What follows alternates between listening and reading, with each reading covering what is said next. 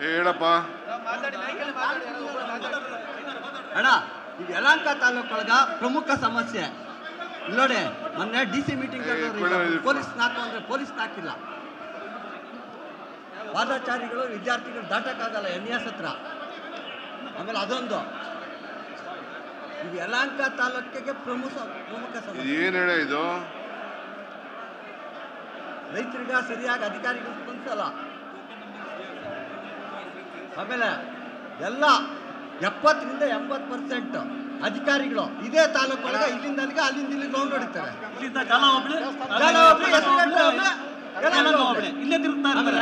Suspend ಆದ್ರೂ ತಿರ್ಗಾ ಬರ್ತಾರೆ ಇವ್ರಿಗೆ ಅಲ್ಲ. ಆಮೇಲೆ ದುಡ್ಡು ಕೊಡ್ದಿದ್ದು ಏನ್ ಕೆಲಸನೂ ಮಾಡಲ್ಲ. ಆಮೇಲೆ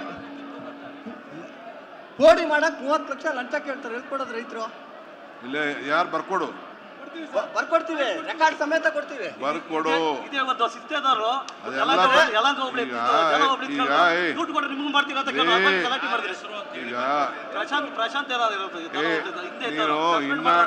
ಇನ್ನ ಟೈಮ್ ತಗೊಂಡು ಅಲ್ಲೋಗಿ ಕೂತ್ಕೊಂಡು ಯಾರು ಕೇಳೋರೆ ಅಂತ ಅವ್ರ ಹೆಸರು ಸಮೇತ ಬರೆದು ಕೊಡು.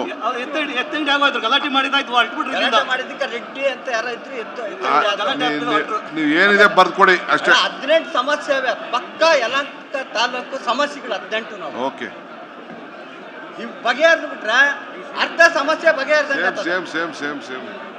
ಎರಡು ಸೇಮ್ ನೋಡಿ. ಅಧಿಕಾರಿಗಳು 20 ವರ್ಷದಿಂದ ಇದೇ ತಾಲೂಕಿಗೆ ಎಲ್ಲ. ಆಮೇಲೆ ಆಲ್ರೆಡಿ ಕಂದಾಯ ಸಚಿವರಿಗೂ ಕೊಟ್ಟಿದ್ದೀವಿ, ಅವ್ರ ಆಫೀಸ್ ಕೊಟ್ಟಿದ್ದೀವಿ. ಅವ್ರು ಹೋಗಿ ಭೇಟಿ ಮಾಡೋಣ ಅಂತ ನಾವೆಲ್ಲ ಅವ್ರ ಮನೆ ಹತ್ರ, ನಮ್ಮ ಸಚಿವರ ಮನೆ ಹತ್ರನೇ ಹೋಗಿ ನಾವು ಇದು ಕೊಟ್ಟಿದ್ದೀವಿ, ಕೊಟ್ಟಿದ್ದೀವಿ. ಶನಿವಾರ ಭಾನುವಾರ ತಪ್ಪಿದ್ರೆ ತಾವು ಸಿಗ್ತಾ ಇಲ್ಲಂತೆ, ಅದಕ್ಕೆ ಬರ್ತೀವಿ. ಇದು ಯಲಹಂಕ ತಾಲೂಕೊಳಗೆ ಪ್ರಮುಖ ಸಮಸ್ಯೆ.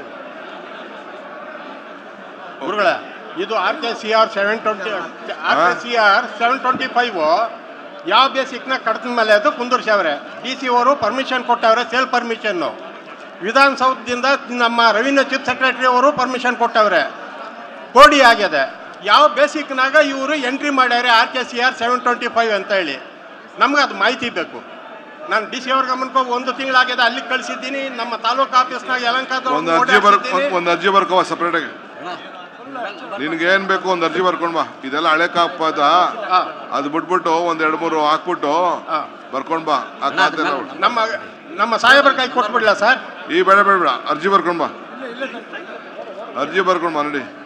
ಅದೇ ಸೇವ್ ಕಾಪಿನ ಒಂದು ನಂಬರ್